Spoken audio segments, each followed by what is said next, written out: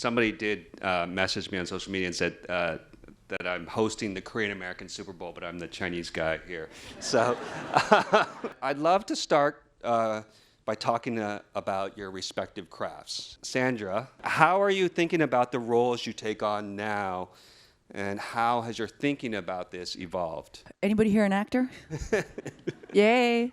Okay, so I gotta tell you, when you start out, you don't really have much choice. There are stepping stones. Do you know what I mean? I have played, prostitutes that have no dialogue, and I have been cut out of the movie.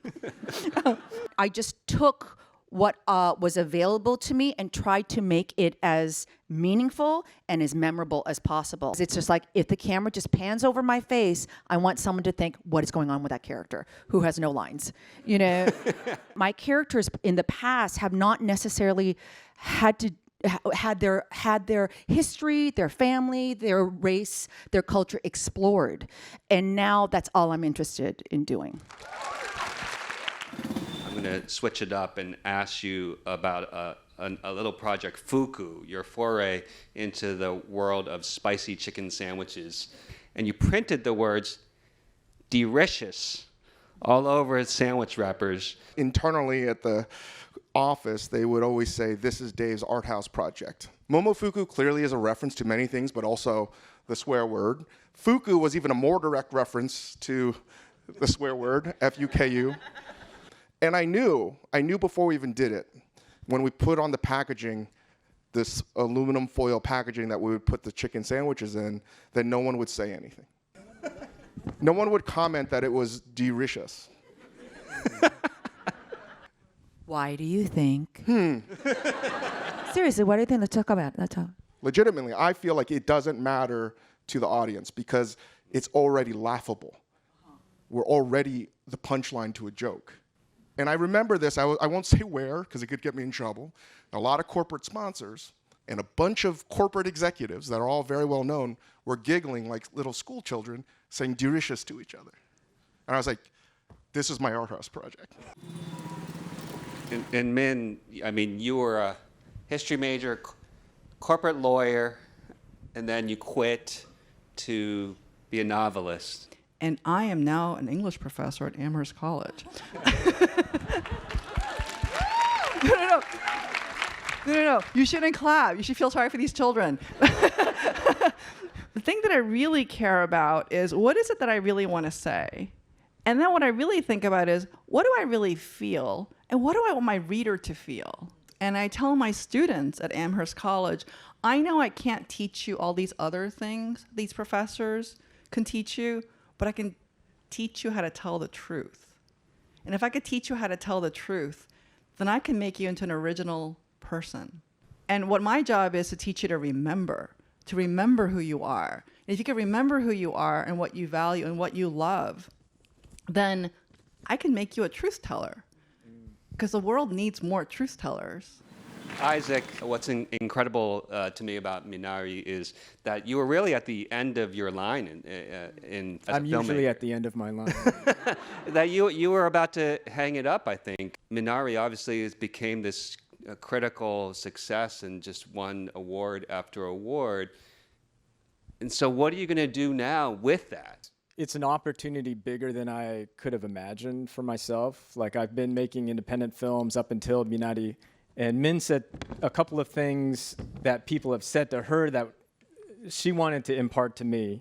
Someone told you with your next novel, now that you made your first novel success, with your next one, don't make it about Asians. And I found what Min said was very liberating, that it's not a box. In some ways, I feel liberated to try to make films that are just simply about me or about the people I love, and see where I go with it. I remember watching with my wife, who's here, and we saw it, I think, with her mother-in-law, my mother-in-law. But I wasn't expecting to be moved as much because I saw my life. Even though it was in Arkansas, even though my family weren't farmers, it was just the littlest things, like the harmony with the suitcase, bringing all these things, the videos. I just never thought I'd see that on film. And it like brought me to tears.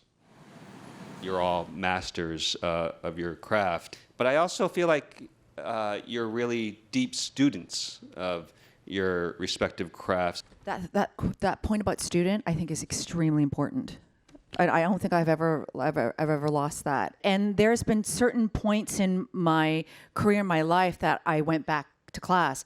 Probably right after, the first 6 episodes of Grey's Anatomy, I was like, I'm not going to survive this, because it's just a different type of grind, and I needed to try and find a continual creative source. This stuff doesn't come without you wishing on it or thinking that inspiration is going to come, because it might every so often, but you need to practice that muscle to find your creative space. And I think the place of creativity and mastery comes from understanding that space. I'm by far the worst student here. I have a complicated relationship with the word mastery because I was brought up to never be told I was good enough at anything. That's a neurosis that I'm still trying to unwind. But simultaneously, I can have the biggest ego in the room too, right? That I'm constantly fighting. And I don't know how, a little bit like you, Sandra, it's hard for me to articulate because it's a hot mess of a process.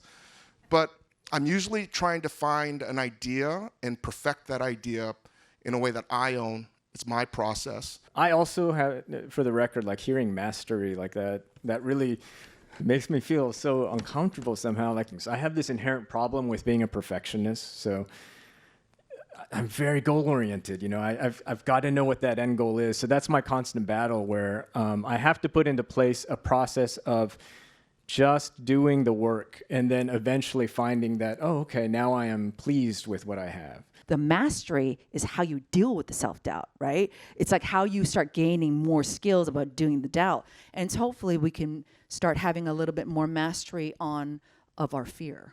The funny thing is my girl, she's 9 years old. Mm-hmm. She might be watching now, but I asked her, do you ever want to be a filmmaker? And she said, no, Dad, because then I'll be always wondering, is it any good? Is it any good?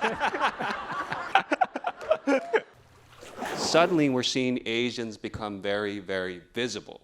How have you all experienced that shift?